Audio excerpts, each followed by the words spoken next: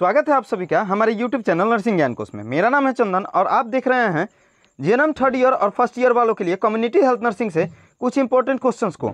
आशा करते हैं वीडियो पसंद आएगा। अगर वीडियो पसंद आता है तो हमारे चैनल को जरूर सब्सक्राइब कीजिए, साथ ही वीडियो को लाइक तथा अपने दोस्तों में भी जरूर शेयर कीजिए।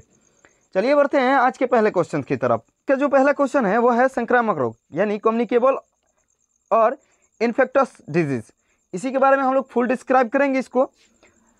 तो जो संक्रामक रोग है वो किसी कारण से फैलते हैं, या तो वो कारण हो सकते हैं परपोषी या कोई एजेंट या इन्वायरमेंट। ठीक है, संक्रामक जो रोग है वो किसी के द्वारा फैलने वाला बीमारी होता है जो किसी अन्य व्यक्ति से हमारे शरीर में प्रवेश करता है, या फिर वातावरण द्वारा या किसी एजेंट द्वारा हमारे शरीर में प्रवेश करता है। ठीक है, इन तीनों में से यदि कोई एक ना हो तो रोग नहीं होंगे। ठीक है, जो संक्रामक रोग है अगर उनमें कोई फैलाने वाले एजेंट या होस्ट या इन्वायरमेंट अगर ना हो, इनमें से कोई भी एक, तो बीमारी नहीं होगा। ये बीमारी विशेषकर शिशुओं तथा बच्चों में उच्च रोगनता दर तथा उच्च मृत्यु दर का एक प्रमुख कारण है। भारत में लगभग जो कम्युनिकेबल डिजीज़ हैं उससे मरने वालों में सबसे ज़्यादा बच्चों की संख्या होती है, साथ ही इससे पीड़ित भी सबसे ज़्यादा बच्चे ही होते हैं। संक्रामक रोगों को दो भागों में बांटा जाता है। एक होता है बैक्टीरिया बोर्न कम्युनिकेबल डिजीज यानी जीवाणु जनित संक्रामक बीमारी। ठीक है, जो बैक्टीरिया से जो रोग उत्पन्न होते हैं उसको हम लोग बैक्टीरिया बोर्न कम्युनिकेबल डिजीज के नाम से जानते हैं। इनमें जो मेन है वो है डिप्थेरिया, ट्यूबरक्लोसिस, वुफिंग कॉफ जिसे पर्ट्यूसिस के नाम से जानते हैं, टिटेनस, कॉलेरा, टाइफाइड और जिसका दूसरा नाम भी है मुयादी बुखार। ठीक है, ये सब जो है वो बैक्टीरिया जनित संक्रामक बीमारी है। अब आते हैं वायरस बोर्न कम्युनिकेबल डिजीज, जो वायरस द्वारा फैलते हैं यानी विषाणु द्वारा फैलते हैं। ठीक है, जिसमें पोलियो, गलसुआ, measles, chicken pox, rubella, influenza, SARS, hepatitis A, hepatitis B, rabies और चिकनगुनिया विषाणु जनित संक्रामक रोग हैं। उसमें पोलियो, गलसुआ, खसरा, chicken pox, rubella, influenza, SARS, hepatitis A, B दोनों, रैबीज और चिकनगुनिया आते हैं। तो संक्रामक जो रोग होता है वो किसी न किसी एजेंट या होस्ट या एनवायरनमेंट द्वारा हमारे शरीर में प्रवेश करता है। अगर इन तीनों में से कोई भी ना रहे तो संक्रामक रोग नहीं होगा। ये खासकर बच्चों और में या शिशुओं में उच्च रुग्णता दर या मृत्यु दर का एक कारण होता है। इसको दो भागों में बांटा गया है। एक जो होता है वो जीवाणु जनित संक्रामक रोग, जिसमें बैक्टीरिया से होने वाले संक्रामक रोग को शामिल किया गया, जिससे डिप्थेरिया, ट्यूबरक्लोसिस, वुफिंग कॉफ यानी पर्ट्यूसिस वगैरह शामिल होते हैं। और एक होता है विषाणु जनित, जिसमें पोलियो, गलसुआ, खसरा, चिकन पॉक्स, रूबेला इत्यादि, हेपेटाइटिस ए, हेपेटाइटिस बी, ठीक है, ये सब शामिल होते हैं जो वायरस द्वारा फैलते हैं यानी विषाणु द्वारा फैलते हैं। अगला क्वेश्चन है ट्यूबरक्लोसिस। ठीक है, यानी क्षय रोग। ठीक है, क्षय रोग को डिफाइन करना है। क्षय रोग जो होता है वह मायोबैक्टीरियम ट्यूबरक्लोसिस नामक एक बैक्टीरिया जनित रोग होता है। यह भी एक संक्रामक रोग है जो मायोबैक्टीरियम ट्यूबरक्लोसिस नामक बैक्टीरिया के कारण फैलता है। यह रोग मुख्यतः फेफड़े को प्रभावित करता है या आंत्र, मेनिनीज, बोन, ज्वाइंट, लसिका ग्रंथि, त्वचा और शरीर के अन्य ऊतकों को भी प्रभावित कर सकता है। यह मुख्यतः जो है फेफड़ों से प्रभावित करने वाला एक बीमारी है जो मायोबैक्टीरियम ट्यूबरक्लोसिस नामक बैक्टीरिया जनित होता है। यह अन्य भी अंगों को प्रभावित कर सकता है। सबसे ज़्यादा जो प्रभावित करने वाला ट्यूबरक्लोसिस होता है वो होता है पल्मोनरी ट्यूबरक्लोसिस। मानव में सबसे ज़्यादा जो प्रभावित करने वाला ट्यूबरक्लोसिस होता है वो पल्मोनरी ट्यूबरक्लोसिस होता है। अब इसका सांख्यिकी क्या कहता है, तो विश्व में अनुमानित कुल रोगी संख्या 1.5 से 2 करोड़ हैं एवं हर साल लगभग 73 लाख रोगी बढ़ जाते हैं। WHO के अनुसार 2015 में अकेले भारत में लगभग 22 लाख रोगी टीबी के बीमारी से पीड़ित थे। यानी प्रत्येक वर्ष जो है वो 1.5 से 2 करोड़ टीबी से ग्रसित रोगी होते हैं और हर साल लगभग 73 लाख रोगी बढ़ जाते हैं। WHO के एक रिपोर्ट के अनुसार 2015 में अकेले भारत में लगभग 22 लाख रोगी टीबी से बीमारी से पीड़ित थे। अब इसके संचरण के कौन कौन से तरीके हैं, तो खांसने, छींकने, चूसने या तेज बोलने या लार के द्वारा ये फैलते हैं और एक दूसरे को संक्रमित करते हैं। अगला है इसके स्रोत क्या क्या हैं। ठीक है, या क्षय रोग के संक्रमण के जो स्रोत हैं वो कौन कौन से होते हैं, तो पहला है मानव स्वयं। जो पल्मोनरी ट्यूबरक्लोसिस से ग्रसित व्यक्ति क्षय रोग के संक्रमण का सबसे मुख्य स्रोत होता है। जो पल्मोनरी ट्यूबरक्लोसिस से ग्रसित व्यक्ति होता है वो टीबी के संक्रमण का सबसे मुख्य स्रोत होता है। यानी जो मानव होता है जो टीबी से ग्रसित होता है वो सबसे बड़ा कारक होता है क्षय रोग का। दूसरा है बोवाइन, संक्रमित दूध तथा इस दूध से बने उत्पाद भी संक्रमण के स्रोत होते हैं। जो संक्रमित दूध होता है, ठीक है, उससे भी क्षय रोग फैलता है। अब इसके लक्षण क्या क्या होते हैं? तो पहला होता है हल्का बुखार, दूसरा जीर्ण खांसी, मतलब अधिक दिनों तक खांसी, लगातार 2 सप्ताह से अधिक, साथ में वजन में कमी, भूख कम लगना, सीने में दर्द, बलगम के साथ रक्त आना जिसे हम लोग हेमोपेटाइसिस के नाम से जानते हैं, रक्त की उल्टी होना यानी हेमेटेमेसिस, साथ ही सोते समय पसीना आना, ये ट्यूबरक्लोसिस के लक्षण होते हैं। अब इसके घटक को लिखना है जिसमें क्षय रोग के होने की अधिक संभावना रहती है वैसे लोगों को। तो पहले जो होते हैं वो कुपोषित होते हैं, उनमें ट्यूबरक्लोसिस अधिक मात्रा में पाया जाता है। साथ ही अधिक भीड़ भाड़ वाले घरों में रहते हैं, उनमें भी क्षय रोग होने की संभावना ज़्यादा होती है। जिनका स्वच्छता का स्तर अच्छा नहीं होता है वैसे भी टीबी से पीड़ित होने की संभावना बढ़ जाता है। अब इसको नियंत्रण कैसे कर सकते हैं? तो पहला है रोगी का पता लगा के, अगर रोगी जो पीड़ित हैं उनका समय से पता लग जाए तो इस रोग को कंट्रोल किया जा सकता है। इसके लिए बलगम का बैक्टीरियोलॉजी परीक्षण, सीने का एक्सरे, ट्यूबरकुलिन परीक्षण आदि विधियाँ काम में लाई जाती हैं, ठीक है, उनके निदान में। उसके बाद उनका उपचार किया जाता है। उसके बाद कफ की जांच करना, माइक्रोस्कोप द्वारा कफ जो होता है बलगम उसको जांच करते हैं जिससे ट्यूबरक्लोसिस का पता चलता है और ये श्रेष्ठ विधि मानी जाती है, ठीक है। तो टीबी समझ में आ गया।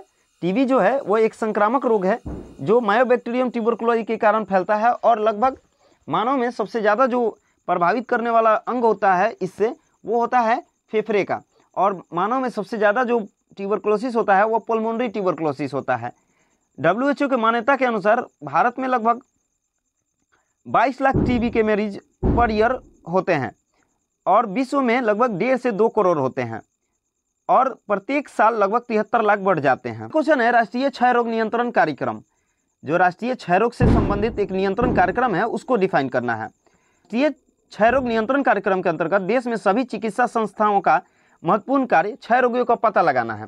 इस कार्य में प्रगति लाने के लिए भारत शासन के स्वास्थ्य केंद्र ने प्रति माह लाक्षणिक रोगों के कफ परीक्षण लगभग 50 रोगियों का लक्ष्य निर्धारण किया है। इसके अतिरिक्त स्वास्थ्य सहायकों को उनकी गृह भेंट के दौरान सभी वक्ष लक्षण युक्त रोगियों से कफ की स्लाइड लेने का भी निर्देश दिया गया है।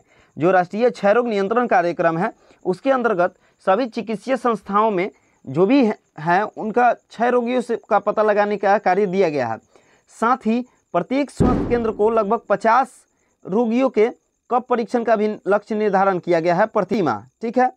साथ ही जो भी स्वास्थ्य सहायक है जो होम विजिट के लिए जाते हैं उनको रोगियों से कफ के स्लाइड लेने का भी निर्देश दिया गया है ताकि उस स्लाइड को प्राथमिक स्वास्थ्य केंद्र भेजकर और उसका जांच किया जा सके। यदि कफ लेप जो है यानी कफ जो है वो ऋणात्मक आए या जांच में ऋणात्मक आए तो जांच कम से कम 2 बार दोहरानी चाहिए।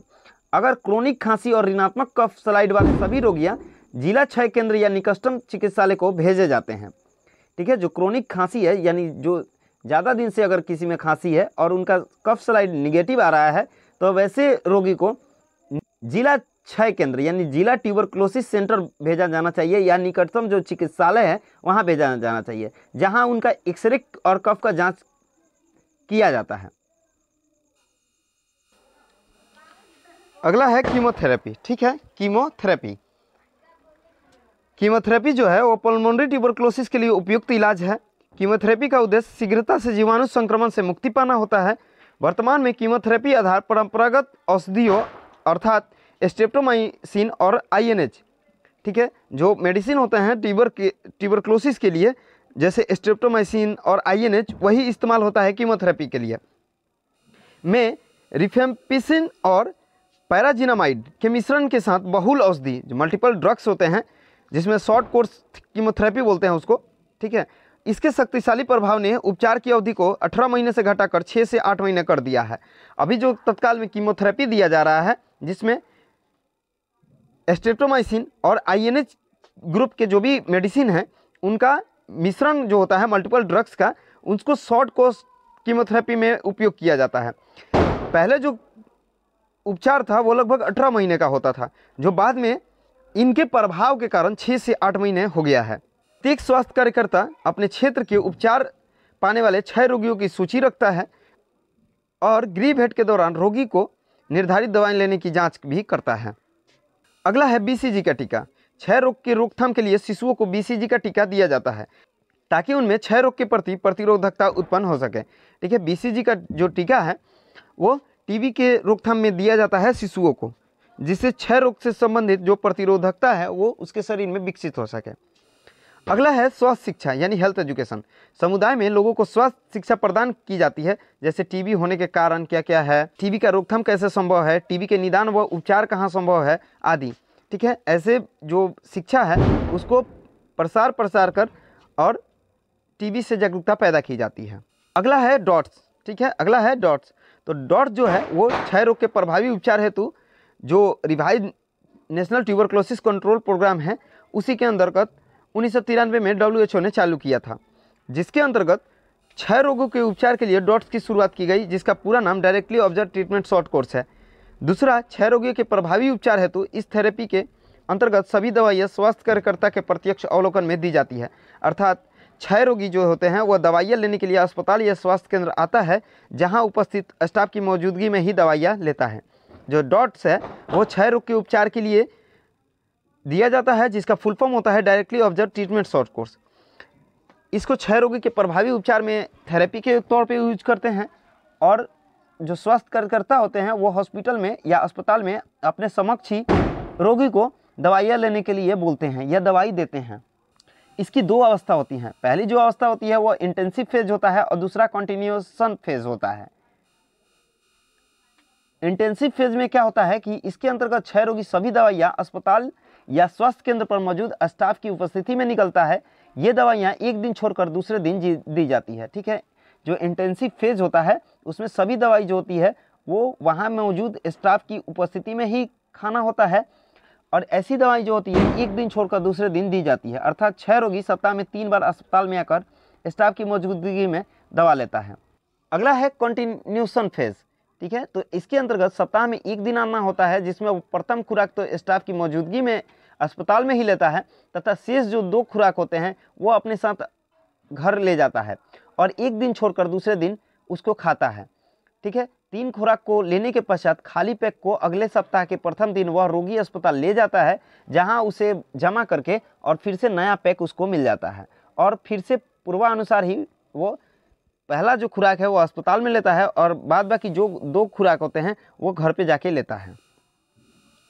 अगला है डॉट्स थेरेपी से संबंधित महत्वपूर्ण जो तथ्य हैं। ठीक है, तो जो प्रथम तथा तृतीय श्रेणी के रोगी को इंटेंसिव फेज के दौरान दी गई उपचार की अवधि 2 महीने की होती है और कंटिन्यूएशन फेज के अंतर्गत दी गई उपचार की अवधि 4 महीने होती है।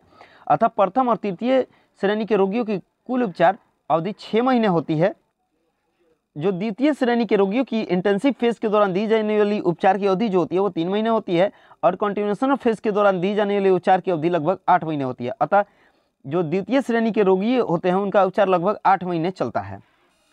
अगला है स्ट्रेप्टोमाइसिन नामक दवा द्वितीय श्रेणी के रोगियों को इंट्रामस्क्यूलर दी जाती है। जो स्ट्रेप्टोमाइसिन है वो द्वितीय श्रेणी के जो पेशेंट होते हैं जिनका उपचार लगभग 8 महीने चलता है उनको इंट्रामस्क्यूलर दिया जाता है।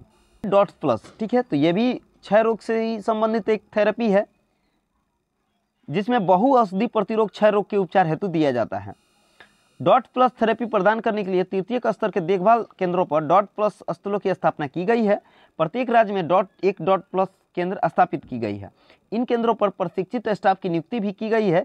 साथ ही डॉट्स प्लस थेरेपी के अंतर्गत इंटेंसिव फेज की अवधि जो होती है वो 6 महीने, जिसे आवश्यकता अनुसार 9 महीने तक बढ़ाया जाता है। अब इसमें कौन कौन सी दवा ली जाती है इंटेंसिव फेज में, तो इसमें कानामाइसिन, ऑफ्लोक्सेसिन, इथेनामाइड, साइक्लोसेरिन, पाथराजिनामाइड और इथाम्बुटुल जो होते हैं वो इंटेंसिव फेज में लिया जाता है। और कंटिन्यूअस जो फेज होता है वो 18 महीने तक चलता है, जिसके अंतर्गत ऑफ्लोक्सेसिन, इथेनामाइड, साइक्लोसेरिन और इथाम्बुटुल जो 4 दवाइयाँ हैं वो कंटिन्यूएशन फेज में दिया जाता है। कुल मिलाकर डॉट्स थेरेपी की अवधि जो होती है वो 24 से 27 महीने तक होती है। आज के लिए बस इतना ही। आशा करते हैं वीडियो पसंद आया होगा। अगर वीडियो पसंद आया है तो हमारे चैनल को जरूर सब्सक्राइब कीजिए, साथ ही वीडियो को लाइक तथा अपने दोस्तों में भी जरूर शेयर कीजिए। अगर इस वीडियो से संबंधित वीडियो को देखना चाहते हैं तो हमारे डिस्क्रिप्शन बॉक्स में लिंक मौजूद है, जिस पे आप टैप करके PDF को देख सकते हैं। मिलते हैं नेक्स्ट वीडियो में, तब तक के लिए धन्यवाद।